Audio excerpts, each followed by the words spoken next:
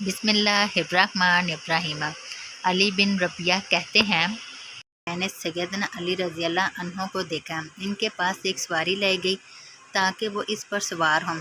جب انہوں نے رکاب میں اپنا پاؤں رکھا تو بسم اللہ کہا، جب اس پر سوار ہو گئے تو کہا، ساری تعریف اللہ کے لیے ہے، وہ ذات پاک ہے جس نے اس سواری کو ہمارے تابع کر دیا جبکہ ہم اس کی طاقت نہیں رکھتے تھے، اور بے شک ہم اپنے رب کی طرف لوٹنے والے ہیں۔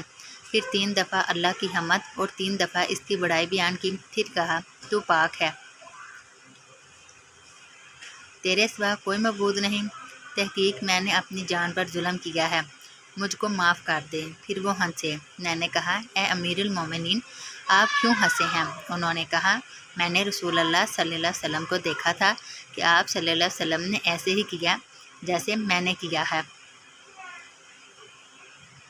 پھر آپ صلی اللہ علیہ وسلم ہنسے۔ میں نے کہا تھا، اے اللہ کے رسول، آپ کیوں ہنسے ہیں؟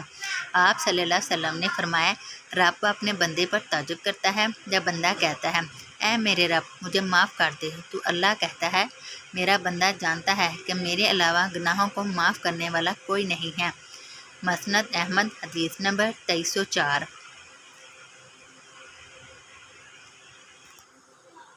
سیدنا جابر بن عبداللہ رضی اللہ عنہ سے روایت ہے کہ رسول اللہ صلی اللہ علیہ وسلم نے فرمایا، جب تم سرسبز شاداب زمین میں چلو تو اپنی سواریوں کو چرنے کے لیے چھوڑ دو، مسافر لوگوں کے آرام کرنے والی منزلوں سے تجاوز نہ کیا کرو۔ جب بنجر زمین میں سفر کرو تو تیزی سے چلا کرو، اور رات کے اندھیرے میں سفر کیا کرو، کیونکہ رات کے وقت زمین لپیٹ دی جاتی ہے، اور جب جادوگر جن لوگوں کو راستے سے گمراہ کرنے کے لیے